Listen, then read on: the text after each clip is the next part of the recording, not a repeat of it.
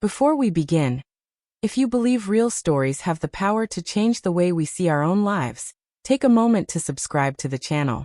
These aren't just stories, they're reflections of choices, consequences, and the quiet moments that define who we become. If you've ever felt lost in your own life, if you've ever questioned whether you're truly living or just surviving, this story is for you. Now let me tell you mine. My name is Lauren. I'm 32 years old. For most of my adult life, I believed I was doing everything right. I had a stable marriage, a safe home, a routine that functioned like clockwork. From the outside, nothing looked broken. But the truth? I wasn't living. I was existing. There's a difference, a subtle one. Existing means waking up because the alarm rings. Living means waking up because something inside you does. Existing means checking off tasks. Living means feeling them. I didn't realize when the shift happened. It wasn't dramatic. There was no explosion. No betrayal. No catastrophe. It was just quiet. And that quiet became my world. I've been married to Michael for 8 years. Michael is the kind of man people describe as good. Dependable. Gentle. Responsible. He never forgot anniversaries. He paid bills on time. He remembered how I liked my coffee. He was steady in a way that made other people feel safe. And for a long time, I mistook steadiness for fulfillment. Our mornings were identical. We woke up at 6:30. Coffee brewed while we showered. We'd exchange polite updates about our schedules. A quick kiss. A quiet goodbye. Workdays blurred together like pages in a book you don't really read. Evenings were calm. Dinner. Television. Occasional small talk. Bed. There was no yelling in our house. No slam doors. No dramatic fights. Just silence. The kind of silence that doesn't demand attention. It just grows. I loved him. Or at least I thought I did. But love can quietly transform into routine. And routine can disguise itself as comfort. And comfort, if you're not careful, can slowly numb you. I didn't wake up one day thinking I was unhappy. It was more like I woke up one day and realized I couldn't remember the last time I felt fully awake. The change began on a random Tuesday evening. I was sitting on the couch, half watching a show, half scrolling on my phone. My thumb moved automatically. Picture, caption, video, swipe. And then I paused.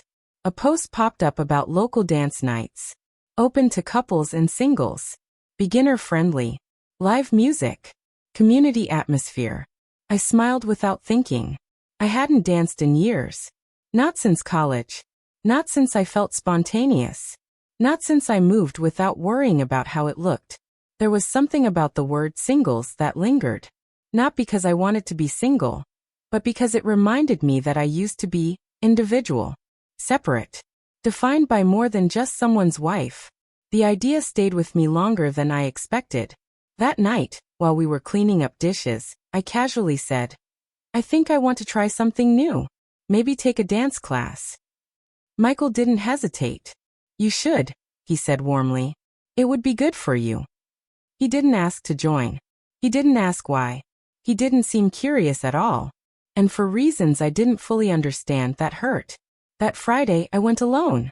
The studio smelled faintly of polished wood and perfume. Soft music played from speakers. People stood in small clusters, laughing, stretching, adjusting shoes. I instantly felt out of place. I almost turned around.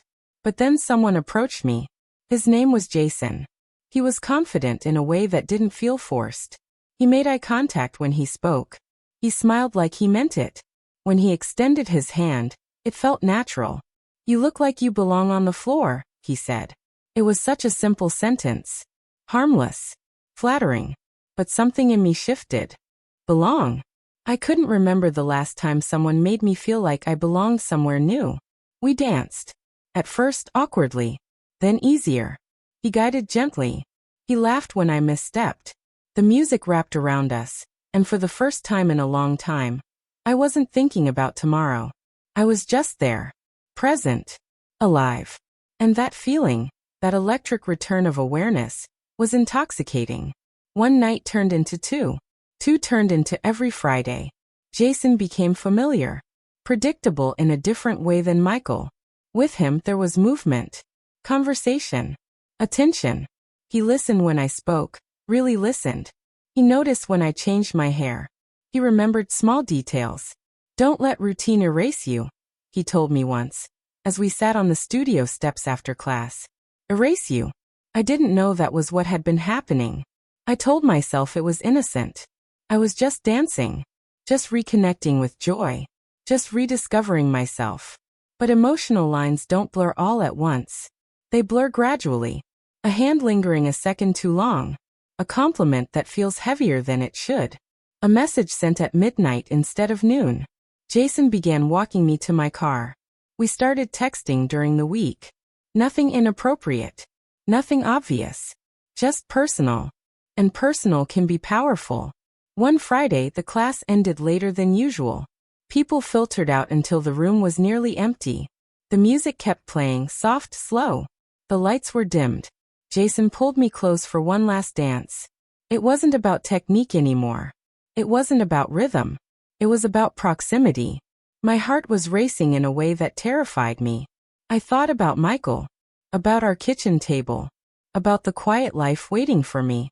And for one suspended moment, I didn't want to go back. Not because I hated my life, but because I wanted this feeling more. We leaned closer. Close enough to feel each other's breath. And then something inside me snapped awake. Not desire. Clarity. This wasn't about Jason. It was about the emptiness I hadn't addressed. The conversations I hadn't started. The vulnerability I'd avoided.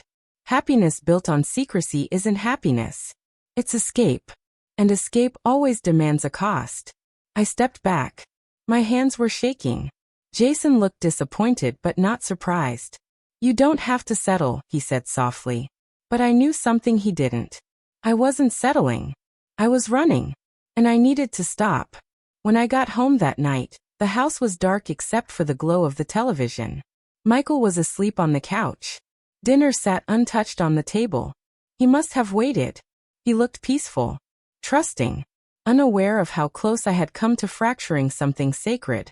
That image broke me, because I realized something devastating. The betrayal had already happened. Not physically, but emotionally. In my thoughts. In my secrecy. In the parts of myself I had shared elsewhere instead of at home. I had drifted long before that final dance. And I hadn't even told him I was drowning. The next morning, I deleted Jason's number. I didn't go back.